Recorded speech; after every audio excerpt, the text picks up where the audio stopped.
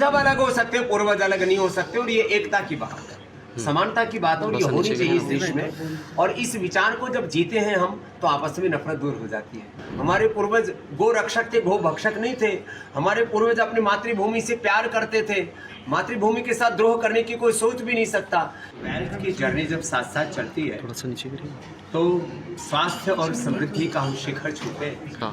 हमारे परम आदरणीय श्री राममूर्ति जी ने ये करके दिखाया, और 30 गुणा तक बीएससी को ऊंचाई पर लेकर के गए। सारे भारत में ऐसे ही सभी दिशाओं से पुरुषार्थ होंगे तो विकसित भारत का सपना जल्दी ही पूरा होगा।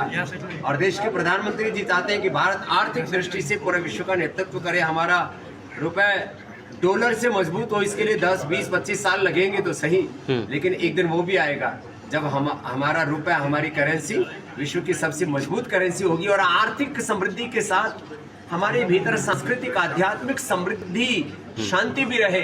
इसके लिए योग के साथ उद्योग जरूरी है। सर, साथ ही मेंटल हेल्थ की जरा बड़ी चर्चा होती है, उसके बारे में क्या कहेंगे? किस तरह प्राणायाम और ध्यान से हमारी मेंटल हेल्थ बहुत अच्छी रहती है, और जो हमारा लॉजिकल और इमोशनल ब्रेन का जो बैलेंस बिगड़ा हुआ है, ओवर थिंकिंग, स्ट्रेस, एंजाइटी, चारों तरफ पोल्यूशन, रेडिएशन और डिजिटल एडिक्शन जैसी जो बहुत सारी चीज़ें हैं, फिर कुछ लोग बीड़ी सिगरेट शराब आदि के भी आदी हो जाते हैं। एक योग की आदत से, एक योग की लत से, योग के एडिक्शन से सारे बुरे एडिक्शन खत्म हो जाते हैं, और सारे नेगेटिव थॉट्स एकदम हट जाते हैं, और हम पॉजिटिविटी से भर जाते हैं। सर, एक पॉजिटिव थॉट आपने यहाँ पे कहा था कि हम सारे लोगों के पूर्वज एक ही है, हम सब एक ही है, भले ही धर्म या फिर कई सारे मजहब अलग हो सकते हैं, पूर्वज अलग नहीं हो सकते, और ये एकता की बात है, समानता की बात है, और ये होनी चाहिए इस देश में। और इस विचार को जब जीते हैं हम, तो आपस में नफरत दूर हो जाती है। हम एक दूसरे को अपना भाई मानने लगते हैं, एक दूसरे को अपना दुश्मन नहीं मानते।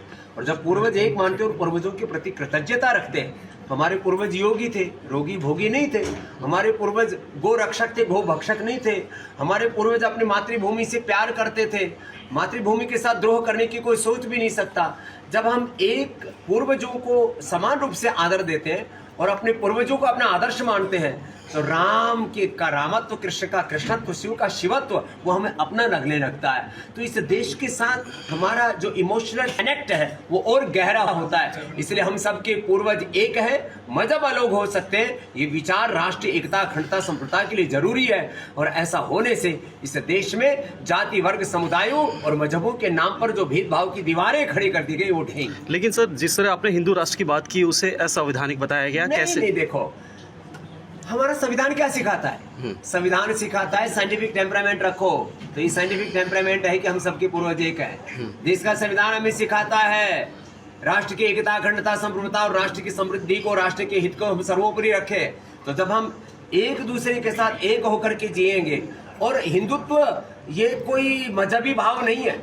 जो हिंदुस्तान में पैदा वो हिंदुस्तानी है। अब मैं दूसरे शब्दों में कहूँ, हम सब भारतीय हैं, इसमें कोई दिक्कत है क्या? हम सब भारतीय, हम सबके पूर्वज भारतीय, हम सबके पूर्वज आर्य, हिंदू, वैदिक है, एक ही बात है।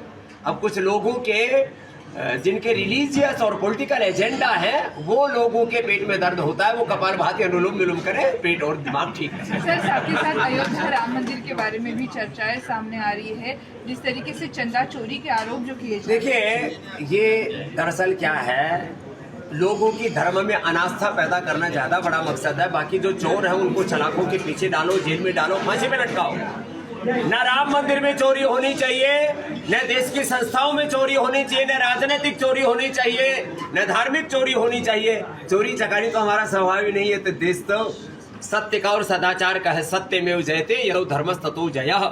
इसलिए जिन्होंने भी चोरी चकारी की उनको दंड मिलना चाहिए, और किसी भी प्रकार की आर्थिक अशुचिता न तो धर्म में हो न राजनीति में।